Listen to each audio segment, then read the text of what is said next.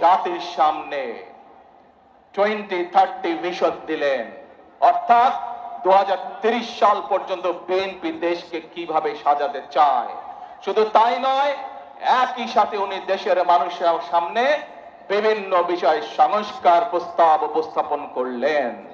পরবর্তীতে আবারও বিএনপি বাংলাদেশ জাতীয়তাবাদী দল যে সকল রাজনৈতিক দলকে সাথে নিয়ে রাজপথে আন্দোলনে ছিল, সকল রাজনৈতিক দলকে একসাথে নিয়ে দেশের মানুষের সামনে আমরা আবার সংস্কার প্রস্তাব উপস্থাপন করেছি। মনে আছে আপনাদের বিএনপির 31 দফা সংস্কার কর্মসূচি? মনে আছে? এই কর্মসূচি আমরা প্রস্তাব আমরা দেশের মানুষের সামনে উপস্থাপন করেছি।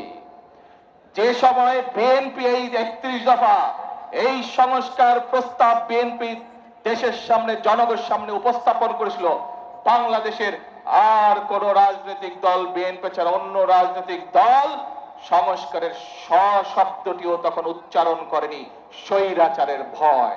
কিন্তু আপনাদের দল বাংলাদেশ জাতীয়তাবাদী দল, বাংলাদেশের মানুষের খেটে খাওয়া রাজনৈতিক দল, মানুষের রাজনৈতিক দল, বাংলাদেশের কৃষকের রাজনৈতিক দল, বাংলাদেশের মা বোনদের রাজনৈতিক দল, বাংলাদেশের ছাত্র জনতার রাজনৈতিক দল, বাংলাদেশ জাতীয়তাবাদী দল স্বৈরাচারের রক্তচক্ষুকে উপেক্ষা করে 31 দফা সংস্কার দিয়েছিল। কারণ আমরা দেখেছিলাম স্বৈরাচার বিগত 16 বছরে কিভাবে পরতে পরতে দেশকে ধ্বংসের দ্বার প্রান্তে নিয়ে গেছে, কিভাবে দেশের স্বাস্থ্য ব্যবস্থাকে ধ্বংস করে দিয়েছিল, কিভাবে দেশের ব্যাংকিং ব্যবস্থাকে ধ্বংস করে দিয়েছিল, কিভাবে দেশের যোগাযোগ ব্যবস্থাকে ধ্বংস করে দিয়েছিল, কিভাবে দেশের শিক্ষা ব্যবস্থাকে ধ্বংস করে দিয়েছিল।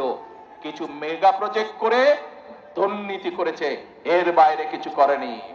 এখন প্রিয় ভাই বোনেরা, 5 তারিখের স্বৈরাচার পালিয়ে যাওয়ার পরে যে অন্তর্বর্তীকালীন সরকার আসলো, সেই অন্তর্বর্তীকালীন সরকার এসে সংস্কার কমিশন গঠন করলো। সেই সংস্কার কমিশনে আপনাদের পক্ষ থেকে, জনগণের পক্ষ থেকে বাংলাদেশ জাতীয়তাবাদী দল তার মতামত উপস্থাপন করেছে। আমরা সব সময় বলি, আমরা যা করব স্বচ্ছভাবে করব, কোনো লুকোচুরি নেই।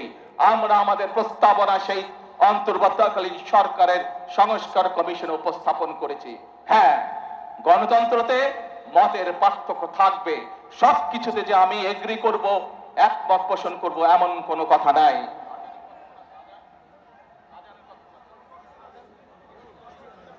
আমরা সেখানে কতগুলো বিষয় দ্বিমত পোষণ করেছি অন্য অন্য দলের সাথে, এবং সেই মিটিং থেকে বেরিয়ে এসে আমরা জনগণের সামনে, দেশের মানুষের সামনে পরিষ্কার ভাবে